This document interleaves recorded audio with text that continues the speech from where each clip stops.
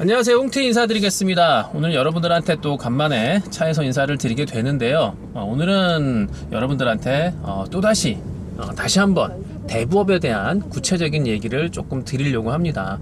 근데 많은 분들이 이제 저한테 연락을 하셔서 이제 대부업을 내고 싶다는 얘기를 많이 하세요.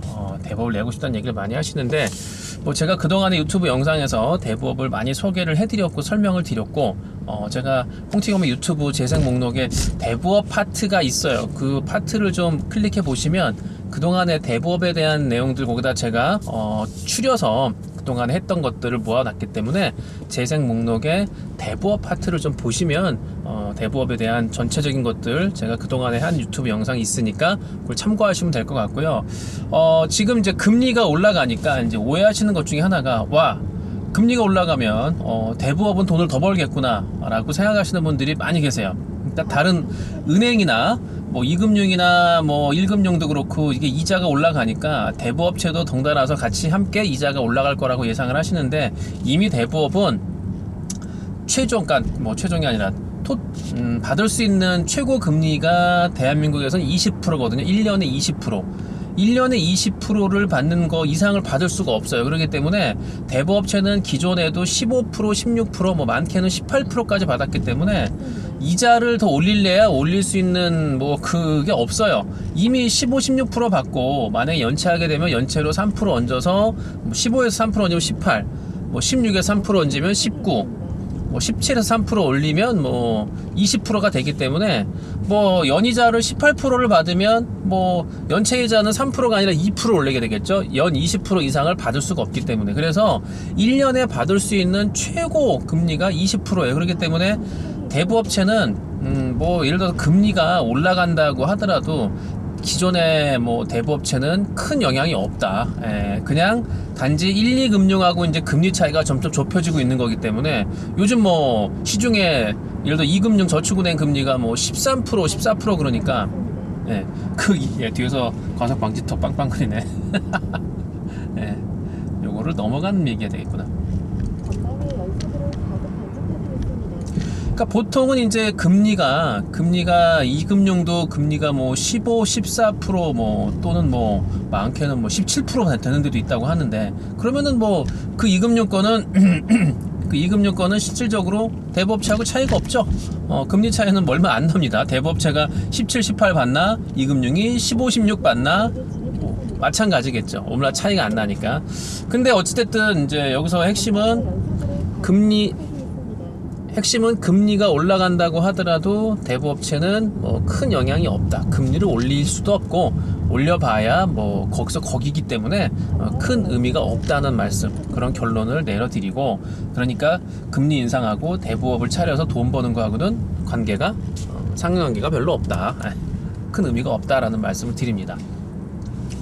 자, 그리고 이제 제가 이제 NPL을 제가 많이 얘기하다 보니까 이제 많은 분들이 이제 NPL에 대해서 이제 궁금해 하시고, 그리고 뭐 내가 종잣돈이 5억이 있어. 5억 가지고 금융감독원의 대부업체를 차려서, 그리고 나도 이제 NPL을 한번 해보겠다라는 분들이 많이 계세요. 그런 분들이 방금 전에 여러분한테 영상을 찍으려고 준비하던 중에 또 전화가 와가지고, 본인이 이제 경매를 통한 NPL을 제가 매입을 해가지고 대부업을 하고 싶다.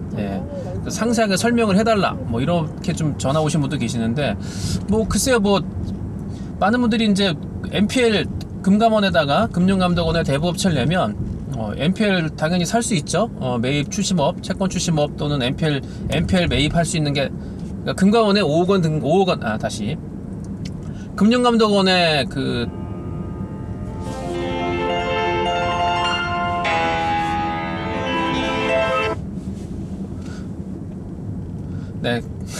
다시 가서, 금융감독원에 대부업 등록을 하면, 그 금융감독원은 NPL을 사고 팔 수 있는, 특히 살 수 있는 자격이 주어지기 때문에 많은 분들이 금감원에 등록을 해서 나도 NPL을 통해서 돈을 벌어보겠다, 이렇게 계획을 하시는 분들이 뭐 상당히, 그래도 저한테 평균적으로 일주일에 한 두세 통씩의 전화는 대부업체를 내고 싶다는 상담 전화, 그 중에서 이제 대다수가 그냥 대부업이 아니라 이제 NPL을 하고 싶다는 분들이 꽤 많이 계시는데, 글쎄요, 근데 이제 이게 여러분들 뭐 5억 원짜리, 5억짜리 최소 자본금 5억을 대부업을 내면 5억에 10배가 되니까 50억이죠. 그러니까 본인 대부업을 5억짜리를 내서 내가 갖고 올 수 있는, 그러니까 돈 주고 사올 수 있는 금액의 최종 금액, 그러니까 그 대부업체가 어쨌든 뭐 빌려주건 MPL을 사오건 간에 그 대부업체에서 지출된 금액이 뭐 MPL 사온 거, 대출받은 거 토탈 해가지고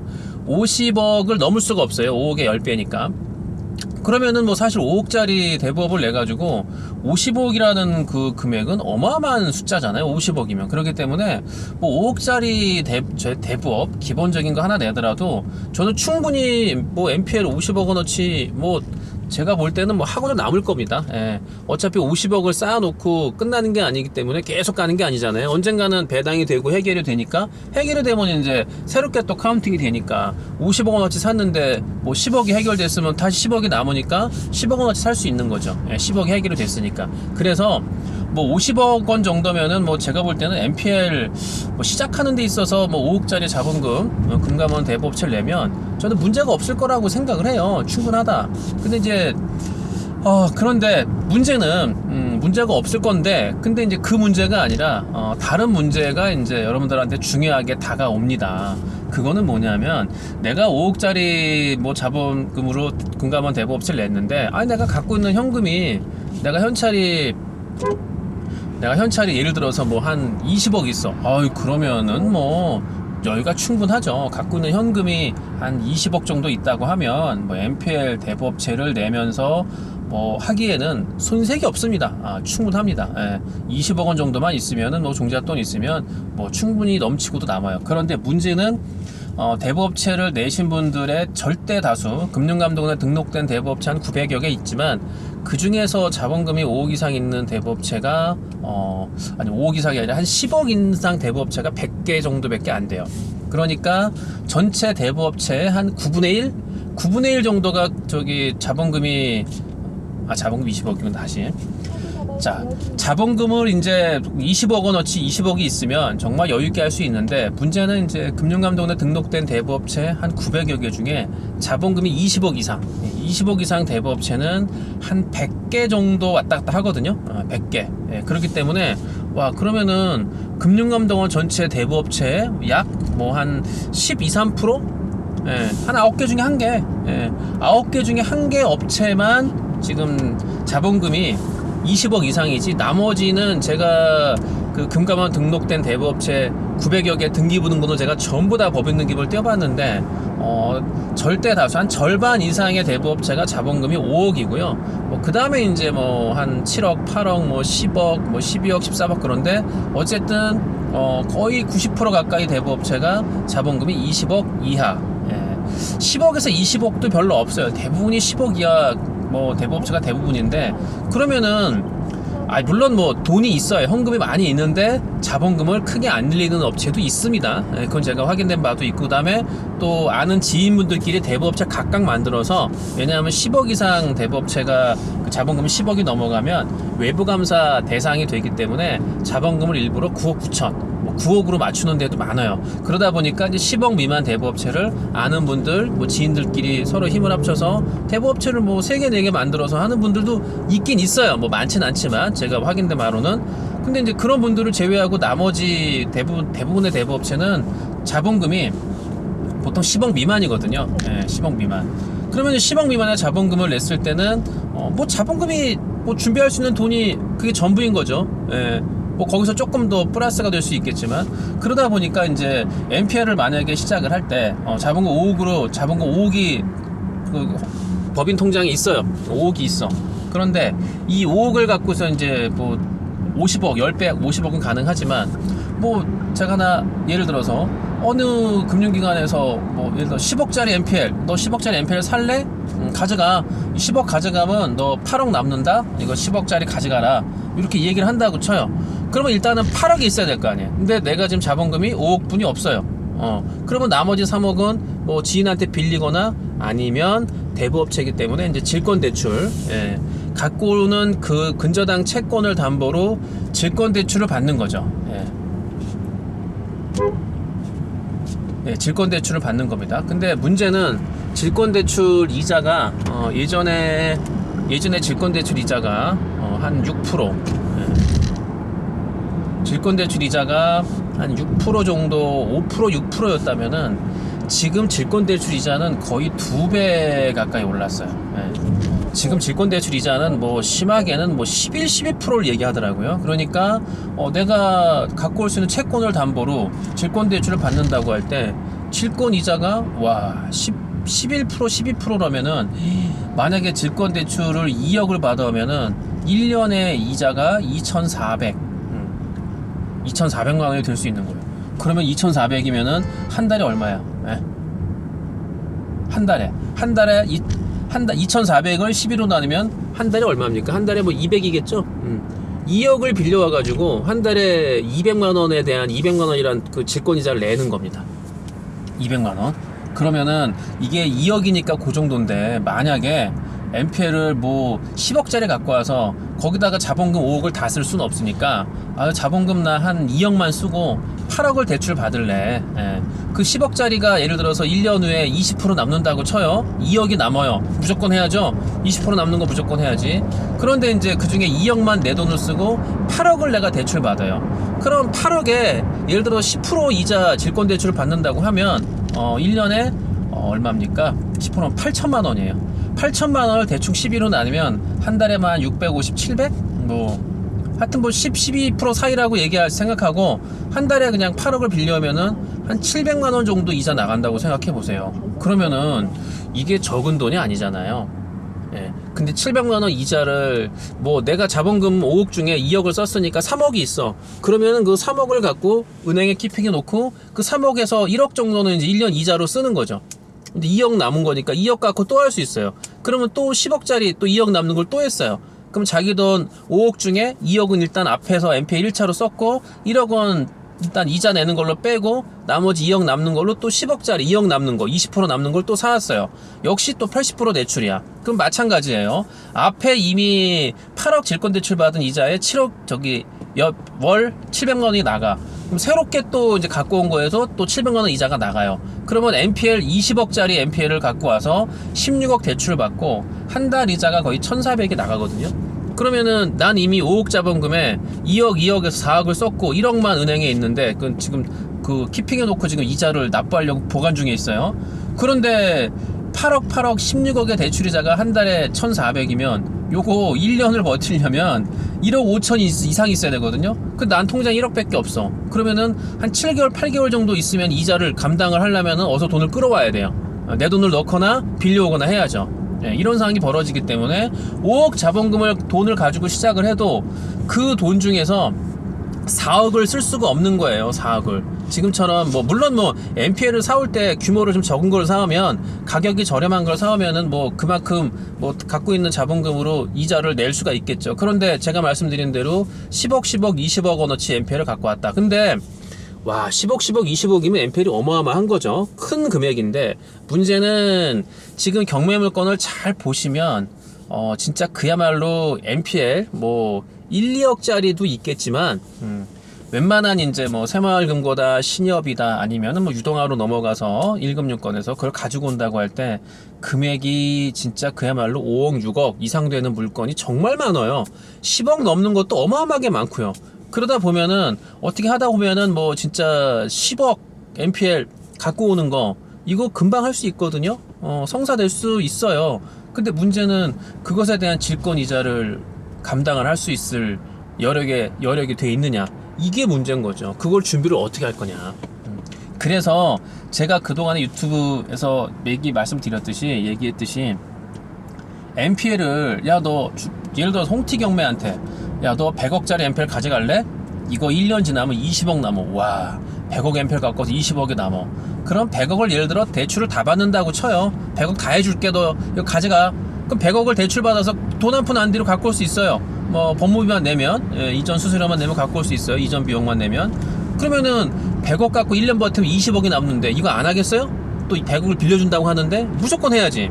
근데 문제는 100억을 빌려왔을 때 이게 10%면은 1년에 계산하기 쉽게 12%의 이자를 들고 갖고 오면은 100억이면 1년에 이자가 12억이에요. 그 매월 이자가 1억이거든요. 그러면 저는 최소한 100억짜리 NPL 100억 대출 받아서 갖고 올 때 1년 지나서 20억이 남아서 그 중에 12억 이자를 쓰고 내 돈 한 푼도 안 들고 8억이 남아도 무조건 해야죠. 이자 쓰고서 8억이 남으면은 내 돈 한 푼도 안 들고 이 NPL 100억짜리 갖고 와서 8억이 남는데 왜 안 해요? 무조건 해야지.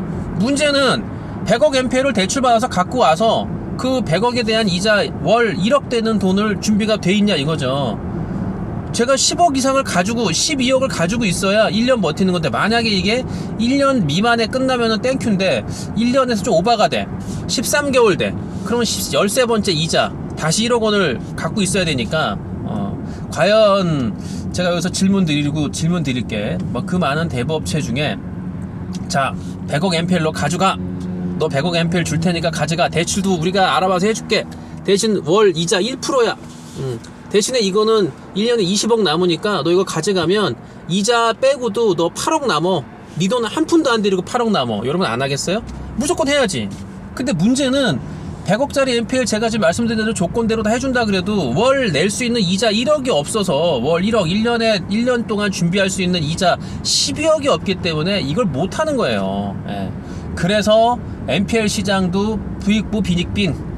공영 대부업체는 뭐 충분히 자금 조달을 해오고 또 자본금이 넉넉하기 때문에 이 업체들은 여유있게 할 수가 있지만, 많은 대부업체들은 100억짜리 NPL 가져가서 1년에 30억이 남던 40억이 남던 남는 금액이 있다라고 정말 야 이거 정말 땡큐다, 땡큐 이렇게 얘기를 할 수 있어도 문제는 중요한 거는 매월 내는 이자 1억이 없는 거죠.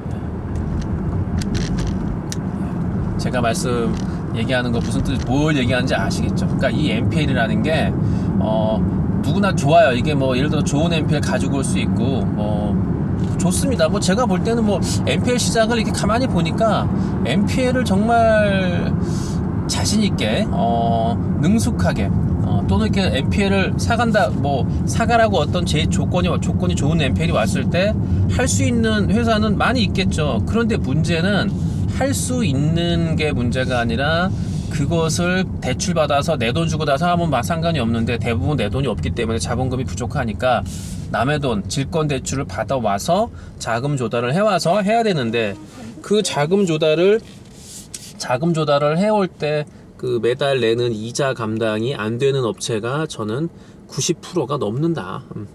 90% 이상이다. 그러니까 실질적으로 NPL을 자유롭게 할 수 있는 업체는 전체 금융감독원 대부업체 중에 900개 중에 제가 볼 땐 50개가 안 되는 것 같아요.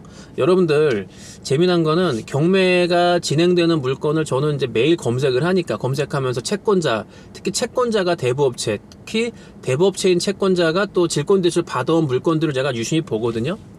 그러면은 정말 개수가 질권대출 받은 대부업체 오면은 제가 항상 이렇게 적어놓고 해서 중복된 거 빼고 하는데, 지금까지 검색된 거가 50개가 안 돼요. 그 많은 경매 물건을 보고 대부업체가 중간에 대의 변제를 했던, 아니면 경매 진행 중에 그 NPL로다가 넘겨봤던, 어쨌든 제가 그동안 그 많은 물건을 봤는데 거기서 등장하는 대부업체 중복되는 업체들 많이 있죠. 근데 문제는 새로운 대부업체의 이름을 네이버를 보질 못해요. 그럼 이게 과연 숫자가 하는 업체가 또 하네. 그러면 결국에는 몇 개 업체, 진짜 몇십 개 업체가 NPL을 주도하는 거지, 나머지 대부업체, 금감원에 등록한 대부업체 거의 850개 이상의 대부업체는 NPL을 단 한 번도 못 해봤다. 제가 이거는 전수조사는 안 해봤는데요. NPL을 단 한 번도 못 해본 업체가 저는 90%가 넘는다라고 거의 확신합니다. 90%가 넘을 거예요 아마. 그 정도입니다. 그렇기 때문에 이 금융감독원에 등록한 대부업체, 정말 금감원에 등록하고 대부업을 만들어서 나는 진짜 NPL을 할 거야, 이렇게 마음을 먹고 시작을 해도 문제는 NPL을 할 만한 여력이 안 된다는 거죠. 이게 지금 현재 금융감독원에 등록된 대부업, NPL 대부업체의 현실이라는 거를 긴 시간 제가 이렇게 말씀을 드린 거예요. 자, 그러면 그러면 대부업체 내도 돈을 그렇게 벌 수 없겠네. 지금은 이자가 연체되고 연체가 이렇게 심해지는 지금 시점에서 이제 어떤 분들은 또 이런 얘기를 또 하시기도 하죠. 야, 내가 대부업체를 금융감독원에 아니 뭐 대부업체를 내 가지고 나는 뭐 NPL은 안 할 거고 나는 돈을 빌려주는 거를 할 거야 뭐 이렇게 얘기하는 분이 있어요. 그래, 빌려주는 거 할 수 있죠. 뭐 빌려주는 거 빌려주는 뭐 대출해주는 거 못할 리가 뭐가 있습니까? 하면 되지. 그것도 당연히 하면 되지. 근데 문제는 빌려주는 대부업, 돈 빌려주는 그 기본적인 대부업을 알고 있는 분들, 뭐 담보대출 받거나 뭐 티종대출 하거나 빌려주는 대부업을 하는데, 이것도 내가 갖고 있는 돈 뭐 예를 들어서 5억으로 시작을 해서 5억에 1년에 20% 이상 못 받잖아요. 그럼 5억 갖고 돈을 빌려줘서 1년에 받을 수 있는 이자는 1억입니다. 1억. 1억이면 크죠? 와, 그럼 5억 갖고 대부업을 하면 1년에 20%꽉 채워서 이자를 받으면 야, 한 달에 한 800 이상을 받겠네. 근데 문제는 1억 받는 거에서 이제 거의 한 2,500만 원, 4분의 1 가까이는 빼야죠. 이자로 빼야죠. 이자를 내야죠. 그러면은 7,500이 남는 거에서 뭐 사무실 비용 뭐 이런 거 저런 거에서 한 1,000만 원 빼겠죠. 뭐 1,000만 원 더 빼겠죠. 한 1,000만 원 정도? 그러면 뭐 6,500. 그럼 한 달에 한 500, 550 정도? 한 달에 500 정도가 들어오는 거예요. 아니 세상에 500만 원, 5억 갖고 시작해서 한 달에 500만 원이면 1년 이자가 10%가 넘으니까 할만하죠. 버는 게. 5억 갖고 대부업 할만해요. 문제는 이건 단순 계산으로 제가 말씀을 드린 거고, 여기서 이제 구체적으로 더 나아가면 뭐가 있느냐. 자, 5억을 빌려줬을 때 연체가 없나요? 5억 중에 5억 빌려준 금액에 뭐 몇 개 빌려줬는지 개수는 떠나서 5억을 대출해 줬을 때 만약에 연체가 지금 기준으로는 거의 뭐 40% 50% 되는 데가 많으니까, 그럼 5억을 내돈 갖고 빌려줬을 때 2억 5천. 그럼 아까 계산했듯이 한 달에 500만원, 내가 한 500만원 정도가 그 5억 갖고서 이자가 들어와요. 근데 그 이자 들어오는 거에 지금 절반이 연체해서 안 들어와. 그러면 250만원 밖에 안 들어오는데, 문제는 경비 나가는 건 동일하게 나가잖아요. 경비는 동일하게 나가기 때문에 실질적인 수입은 딱 500에서 절반 250이 아니라 더 줄어들 수밖에 없겠죠. 어차피 나가는 비용은 나가는 비용 그렇다고 2분의 1 되는 건 아니니까. 그렇게 만약 연체가 절반 정도, 한 50%만 돼도 이게 장난 아니거든요. 이게 연체가. 아니, 수입이 장난이 아니거든. 줄어드는 폭이 팍팍 꺼지기 때문에 이거 까딱하다가는 그냥 5억 가지고 대출해줘가지고 연체돼가지고 경매에 집어넣고 앉아서 그냥 기다리는 거예요. 언제 경매에 들어가나, 이번에 낙찰이 될까, 낙찰되면 배당은 얼마를 받아, 그거 기다리느라고 그냥 시간을 다 보내는 거지. 이런 일이 벌어지는 겁니다. 이런 일이. 그래서 제가 말씀을 드리는 거는, 이게 대부업을 냈을 때 가장 큰 문제가, NPL 대부업은 NPL을 과연 갖고 올 수 있는 내가 그 자금 조달을 해올 때 어떤 준비, 5억밖에 없어서 5억 원어치만 하면 되지. 아니, 수익이 더 남는 거 있으면 빌려서라도 빌린 돈이라도 써서 갖고 와야 되는데, 그거를 못하면은 뭐 반쪽짜리 NPL 별로 의미가 없다고 생각하는 거고요. 두 번째, 돈을 빌려주는 NPL, 빌려주는 대부업. 근데 그것도 마찬가지로 연체가 40% 50% 또는 뭐 100% 연체가 될 수도 있죠. 연체가 빌려준 돈 빌려줬을 때 전부 연체가 될 수 있는 거지, 뭐 어떻게 알아요? 그건 모르는 거지. 그렇게 됐을 때 내가 버텨낼 수 있는 힘이 있느냐, 그런 것들에 대한 준비가 안 돼 있으면 대부업은 반쪽짜리다, 이거 내나마나 의미가 없다라는 말씀을 드리는 겁니다. 그래서 대부업을 내기 전에 저는 이제 첫 번째로 여러분들한테 돈을 얼마를 버느냐, 뭐 대부업 내면 돈 많이 벌어요, 뭐 옹티금에 돈 많이 번 것 같은데 뭐 부러워요, 어떻게 하면 그 회원들을 모아서 같이 갈 수 있어요. 저도 질권투자 회원들을 만들어서 할래요. 다 좋아요. 다 좋습니다. 그것 다 여러분들이 알아서 뭐 능력껏 하시면 되는데, 문제는 그런 모든 것들 토탈 종합적인 계획을 가지고 있어야 된다는 말씀을 드리는 거예요. 자금 계획을 충분히 세우고, 그 자금 계획 속에 이거를 어떻게 꾸려갈 것인가, 에 대한 정확한 그 플랜이 세워져야 그 다음에 이제 그 다음 단계로 나갈 수 있다는 말씀을 드리는 거예요. 그냥 주먹구구식으로 나 5억 원 있으니까 대부업 낼래. 그럼 사무실은 어디다 낼 것이며, 그리고 사무실을 내면 나 혼자 그걸 꾸려갈 때 내가 어떻게 꾸려갈 거며, 또는 어떤 분은 나는 이름만 내고 우리 뭐 가족들이 와서 뭐 할 거다. 그럼 가족이 어떻게 그 시간을 투자해서 어떻게 할 것이며, 그리고 뭐 대출을 뭐 나간다고 할 때 서류는 준비가 돼 있느냐, 그리고 어느 중개업체를 통해서 알아보겠느냐. 중개업체라는 건 대출 해줄 수 있는 부동산, 대출을 요청하는 사람들을 연결해 주는 거죠. 그럼 어느 중개업체를 쓸 거냐. 자, 이거는 좋아요. 그런 것도 이제 뭐 그런 거야 뭐 되고 나서 찾으느냐, 그런 거 어렵지 않게 찾을 수 있으니까. 자, 문제는 이제 이런 모든 서류를 이제 본인이 대부업을 냈으면 이제 본인이 다 책임지고 하는 건데, 자, 그러면은 대출자가 이 서류를 대출받겠다고 왔을 때 그 서류 검토를 어떻게 할 것이며, 부동산 조사를 어떻게 할 것이며, 그쵸? 그들이 낸 서류, 요즘 하도 사기꾼들이 넘쳐나잖아요. 전세 사기. 대부업체도 아마 사기 엄청 당했을 겁니다. 예, 안 알려져서 그렇지. 그러면은 그런 정말 나쁜 악질 놈들의 그런 그 위조된 서류를 어떻게 내가 위조를 분간할 수 있으며 어떻게 감별을 할 것이냐. 이런 모든 것들에 대한 해결책을 준비를 하고 나서 시작을 하는 거죠. 하고 나서 해도 돼? 아니죠. 저는 다른 것보다도요, 대부업은 철저한 준비를 먼저 하고 나서 그 다음에 내는 게 맞다라는 말씀을 드리는 겁니다. 그렇지 않고 그냥 덥석 뭐 대부업을 냈다가는 글쎄요, 저는 조금 좀 어둡습니다. 전망이 그렇게 시작하면 늦다. 미리 준비를 하고 일단 시작하면서부터는 한 달에 내는 임대료 내야죠. 그쵸? 한 달에 그 사무실 임대료 내야지. 만약에 직원으로서 월급 줘야지. 이 모든 것들이 다 해야 되는데, 그런 것들을 대부업을 내고 나서 이런 걸 미리 준비를 한다? 에이, 대부업을 내기 전에 하셔야지. 대부업을 내기 전에 모든 준비 세팅을 갖춰놓고 대부업 오픈 딱 하는 순간에 본격적으로 시작할 수 있는 그런 준비가 돼야죠. 안 그러면은 제가 했던 것처럼 맨땅에 헤딩 하실래요? 저는 맨땅에 헤딩이라고 해도 홍티 경매는 되게 수월했던 것이, 홍티 경매 회원 수백 명이 뒤에서 질권 대출, 질권 투자를 했던 회원들이 뒷받침돼 있었기 때문에 자금 조달에, 그 다음에 그 이자 연체에 대한 부담이 없이 시작을 한 거죠. 어차피 회원들하고 홍티 경매 함께 가는 공동체니까 괜찮은 공동체이기 때문에 가능했는데, 일반 분들은 뭐 그런 자금 조달부터 모든 것들에 대한 그 준비를 하고 나서 시작을 해야 되기 때문에 이게 그냥 시작하고 열어놓고 하면 되지 않을까. 안 돼요. 먼저 준비를 충분히 갖추고 나서 그 다음에 하는 게 맞다라는 말씀을 드리는 겁니다.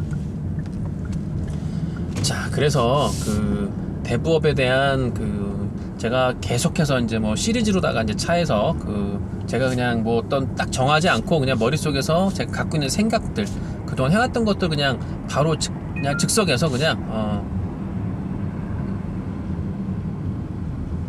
전방의 연속으로 가속 방지턱이 있습니다. 네.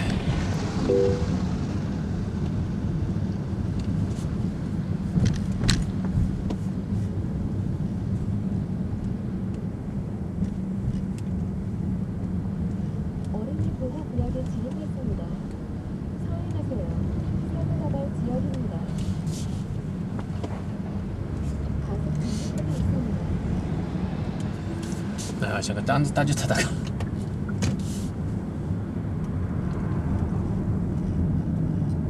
네, 지금 갑자기 차에서 뭐가 지금 경고가 떠가지고요.